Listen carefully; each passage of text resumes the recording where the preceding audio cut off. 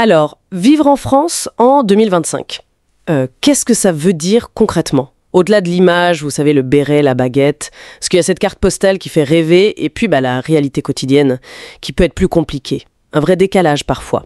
On va essayer d'explorer ça aujourd'hui justement. Parce que les analyses montrent un tableau assez nuancé. Fascination de l'extérieur, défis à l'intérieur, des points forts qui tiennent bon, et puis l'expérience des nouveaux arrivants. Bref, on va essayer de décoder un peu tout ça. Cette image idéale, la culture, la gastro, Paris, la Côte d'Azur, est-ce qu'elle tient encore la route quand on vit ici? Ah oui, cette séduction extérieure, elle est toujours là, c'est vrai. La France, ça attire toujours autant de l'extérieur. Mais dès qu'on regarde de plus près, oui, les pressions internes sont bien réelles. L'économie, le coût de la vie, ça pèse lourd. Et le logement, ah là là, c'est devenu un vrai sujet d'anxiété. Paris, bon, c'est quasi inaccessible pour beaucoup. Mais même dans des villes moyennes, les loyers flambent. On voit des chiffres, plus de 40% du revenu parfois, c'est énorme. Et pour acheter, c'est compliqué aussi. Les taux, le marché qui est saturé. Oui, et il n'y a pas que l'argent, n'est-ce pas? On entend souvent parler de cette fameuse administration française, parfois décrite comme un cauchemar kafkien, c'est le mot. Obtenir une aide, un papier, ça peut être très, très long, épuisant même. Et puis, il faut ajouter à ça les tensions sociales, les grèves, les manifs, ce sentiment de blocage, là, qui revient souvent. Alors, qu'est-ce qui fait que ça tient quand même? Oui, justement, c'est là qu'on touche aux fondamentaux qui résistent, en fait. Malgré les problèmes, faut pas se voiler la face, et les critiques. Le système de santé, comparé à d'autres pays, reste quand même assez protecteur. L'école publique aussi, même si elle est sous tension, c'est un pilier. Les transports, bon, ok, il y a des grèves, des pannes, mais ça structure le quotidien pour des millions de gens. Et puis, il y a cette culture du temps libre. Ce rapport au travail un peu différent, ce refus du toujours plus, quoi. Certains appellent ça l'exception française, même si, l'expression est un peu galvaudée. Oui, mais cette résistance, elle coexiste avec des fractures assez nettes, non? On sent bien ce sentiment d'abandon dans certains coins. La campagne, les petites villes où les services ferment, les quartiers populaires aussi, qui se sentent un peu laissés pour compte.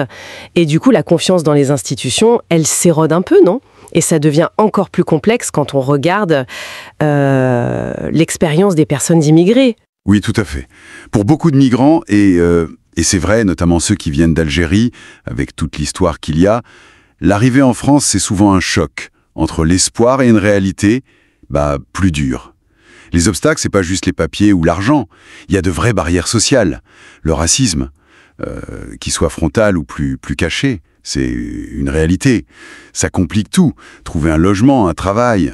Et le climat politique actuel très polarisé sur l'immigration, ça n'aide pas, ça peut même stigmatiser. Et pourtant, il faut absolument rappeler leur contribution. Essentielle. Dans les hôpitaux, sur les chantiers, dans les services.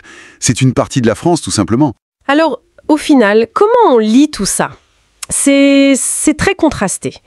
D'un côté, on a une qualité de vie qui reste enviable sur plein d'aspects. Les libertés, la protection sociale, la culture.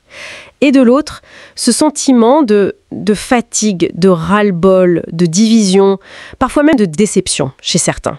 Oui, c'est exactement ça. C'est cette ambivalence qui définit peut-être la France aujourd'hui, en 2025.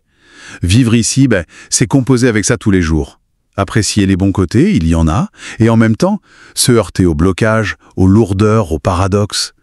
C'est une expérience intense, quoi. Ça ne laisse jamais indifférent, ça fait toujours réagir, débattre, passionner. Donc en gros, la France aujourd'hui, c'est un peu cet équilibre, fragile peut-être, entre le rêve qui perdure et une réalité qui peut être rude. Un pays très humain finalement, mais terriblement complexe. Et c'est bon pour une question, pour finir.